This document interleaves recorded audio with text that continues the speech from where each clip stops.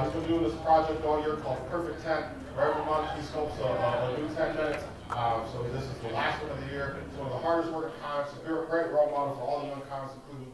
Yeah, someone doing 10 minutes every month for a year. Crazy. It's impressive. That is the secret of what comedy's all about.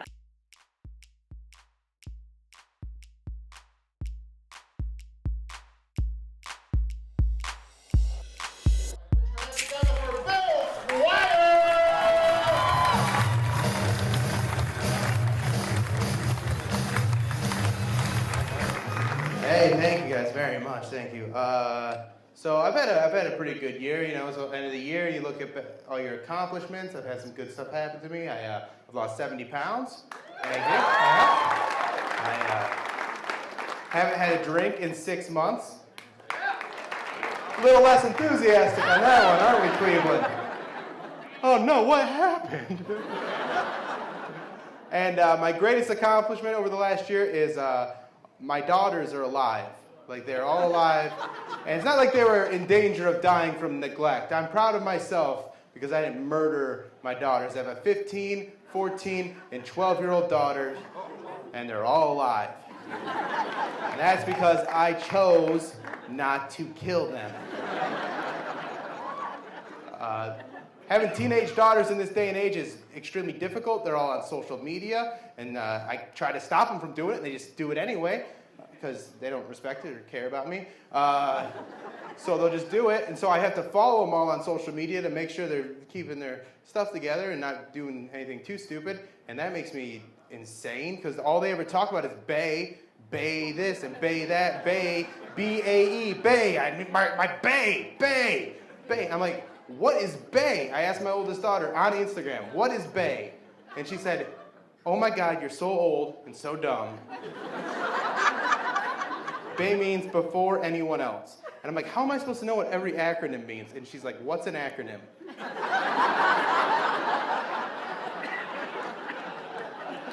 I didn't say anything about the circus. I'm like, how do you make good grades your bae? How about that? Why don't you work on your bae point average?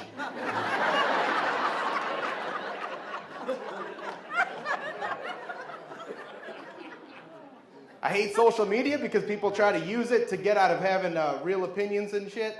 You know, there's always these things. The cops are mean and black people are bad and whatever. Like North Korea, what's the interview, right? And people are being hard on Sony, I think, a little bit. Like, they pulled the movie from theaters. I think they're going to put it back in a few now. But they're like, oh, you should just show the movie. But what if they show the movie and North Korea actually attacks and kills someone, and then we have to go to war with North Korea, and then some kid's dad dies in that war, and he grows up and becomes an old man. Like, Grandpa, how did your dad die? Well, Seth Rogen wanted to make fun of a dictator, and so I grew up without a father. so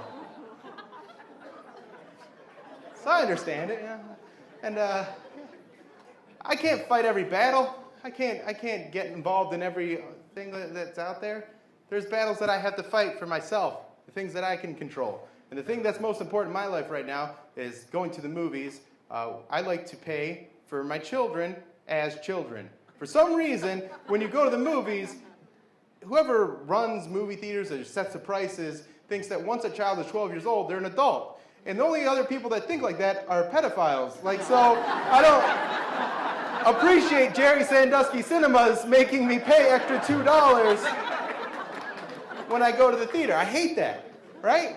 I don't even think, like, when I go to the movies with my kids, we're going to see a kid's movie, I should get in free. Like, I'm not going to have $3 more fun than a 5-year-old when I go to see Black Annie, right? Like,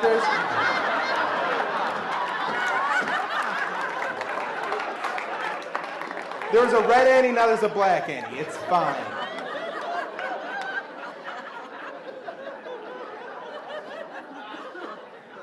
I just don't get why they got to jack the prices up like that. So I'm getting reparations. So what I do is I just buy all my tickets in advance, and I buy them all as child prices. And I've been doing it for years. Like, hey, me and 3 of my friends are going to see Django. 4 child tickets, let's do it.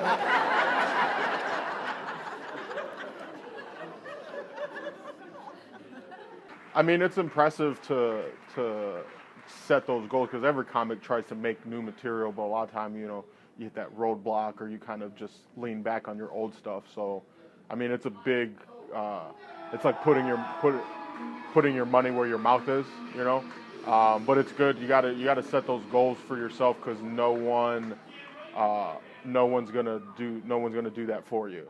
I moved shortly after I started, and he was one of the guys we all looked up to when I started. Just not only for his jokes, fantastic comic, but also because of his work ethic. You know, he was a guy out there busting his ass every night. You know, traveling wherever he needed to travel to do a show. And as a young comic starting out, that was just an amazing example and something that stuck with me throughout. Is that's what it takes. You need to hustle like that. You need to grind like that to make it in comedy. It's terrifying. It's impressive. It's good that he did that. I was rooting for him the whole time, and I knew he could, but at the same time, it is an overwhelming task if you've ever done any sort of writing like that. And I told him before this show, it's impressive that he did it if he's happy with all the material, which he says he is. I can't claim to have seen all of it yet. But, like, I could write 10 minutes like that every month, but it wouldn't be good. Maybe like a minute would. So it's impressive if he's happy with what he got out of it. Great exercise. I mean, a lot of young comics could probably learn from that kind of writing. It's a way to flex that muscle, dude. It's Christmas time. I like Christmas time because I like Christmas because it's the religion. I'm not a religious person, but they've removed all the religious parts of Christmas, and I think that's awesome because you can watch Christmas specials and not learn a thing about Jesus. You watch Frosty, you learn don't trust magicians, but they don't mention Jesus. I think we should do that with other religions. I think it'll bring us together as a country, bring us together as a world. Like, you know, people always want Jewish people to be happy. I don't know. We tried to do like Christmas and Hanukkah. Like, hey, Hanukkah, it's around the same time, and like Jews don't really care about Hanukkah. So like maybe we could like make Yom Kippur a little more exciting. You know, they can't use electronics for like the whole day, so maybe we just have all the new phones come out. Once that's over, and be like, hey, we're working with you. See, like, we'll put a synagogue in front of the Apple store, and then, all right, you guys aren't thinking of shit. All right, Muslims, Ramadan, that's like their big thing. They fast for 30 days from sunrise till sunset, and then at sunset they get to, go out and do things. And I think they need a mascot to kind of hype up when they get to eat again, right? And like, Christmas we got Santa, Easter we got the Easter Bunny. I think what they need is like a real like cool like cow, like Muhammad. Tells everybody where to get the best deals on. Like, yeah, after you're done fasting, go over to the Olive Garden and have a damn bunch of noodles. If you go back to the caveman days, the one guy had a job of keeping the flame alive, and you'd wander all over the desert. Wherever you went, and when it was time to build a fire, that light is what gave, and that's how you build new material. And even him, he dropped in, I saw him working on stuff he did last week at my show, and just the difference from last week to this week, there's new tags and tightening up, so it's not something he just said and didn't back up or half-heartedly did. I think it's fantastic. It forces you to come up with a good amount of material that's quality, and it gives you a schedule to be productive to do that. And I think it's very realistic. I think it's an incredible, incredible goal.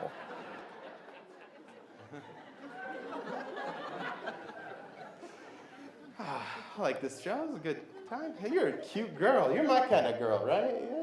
You're the kind of girl that just puts the baby in the dumpster and keeps on dancing, right?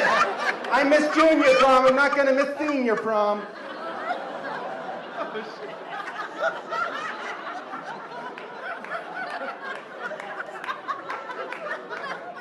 The baby's fine. The baby's fine. I read something that babies can get fucked up because they see porn at too young of an age because they'll be on an iPad or something and they'll just be Googling stuff and accidentally see porn. And I think you can get messed up by porn at any age. I've seen porn as an adult that I shouldn't have seen. Like I mean, I saw porn when I was a kid too, and it messed me up. Like I remember the first time I saw like a full lady vagina. Like I had seen little kid vaginas when I was 8, but they were like, I had a good doctor game. But those are easy to understand. It's just like a line. You're like, okay, so girls have 2 butts. That's fine. There's the front butt, the back butt. I understand that. But at 8 years old, I saw a porn, like a magazine, and a lady had like a full bush and her lips and everything, and it was like, whoa. And, as a kid, you just try to relate it to something you can understand. You're like, okay, so women have beards too. They're just in their pants. And you go, Mom, what color is your pants beard? And then basically, I asked my mom if the carpet matches the drapes. But here's what I was talking about.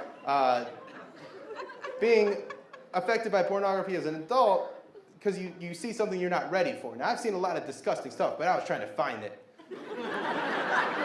But when you're not trying to find it, that's when it can be, like, damaging to your brain. I signed up for this service for Netflix called The Wanted List.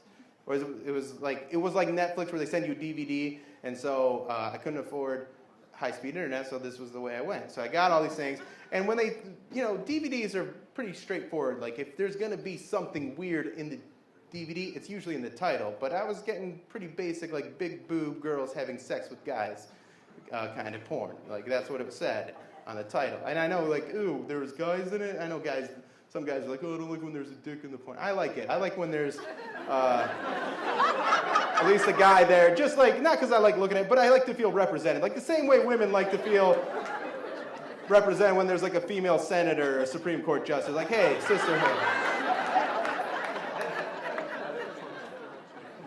So I'm watching this one, and it's, I'm going through all the scenes, and there's this guy, and he's like real macho, Jersey Shore looking guy. He's got like spiky hair and like gold chain, and he's doing this girl, and he's getting ready to finish, so I'm trying to time up with him. That's how you porn. And he finishes, he comes on her boobs, I come on mine, and that's where it should have ended, according to the title. But something terrible happened. This really macho guy started licking his stuff off the boobs. And it wasn't supposed to happen because, like, the director didn't tell him, and I knew the director didn't tell him to do that because the girl was surprised. She's like, huh? Not like that was my line. But he did it, and I don't think anyone should have to do that. I know there's a lot of guys that are like, yeah, you gotta swallow. Fuck that. It's disgusting. I like a girl that will say she's gonna swallow and then get brave at the last second and be like, nah. Because I've tasted it, and it's fucking gross. Like, it's disgusting. Listen, any guy that hasn't, at least, I'm not saying you, like, snack on. Like, if you have to at least taste. Any guy that hasn't tasted his own stuff is a coward in my eyes.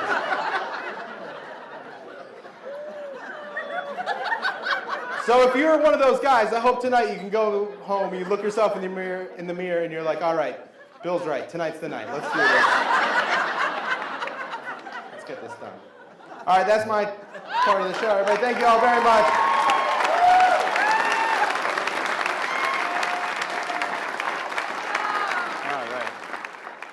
This 10 new minutes every month, and I'm not sure people really realize how impressive that is, but that's 120 minutes a year. It's crazy. The comedian doing it, oof. Ugh. I mean, come on. But it's good that he's trying new things. It's all right. You weren't talking about the finish and the last few jokes that he did about the taste of, and any man that hasn't is a coward. That doesn't come to you in January. That only comes if you keep pushing yourself to the edge, to the edge, to the edge. He went at it like gung-ho, which is, a testament that a lot of comics can look at and be like, oh, that's something I can do, And I'm proud of him.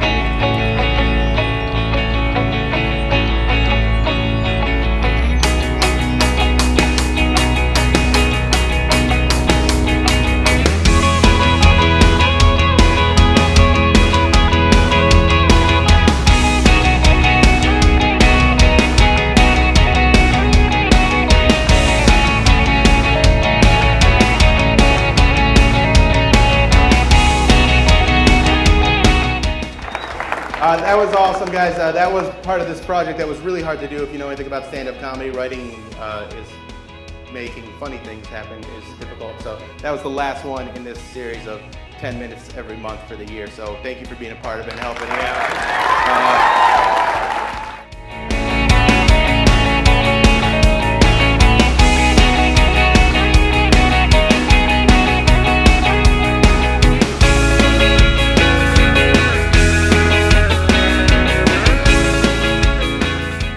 You were very funny, and I hope you get famous.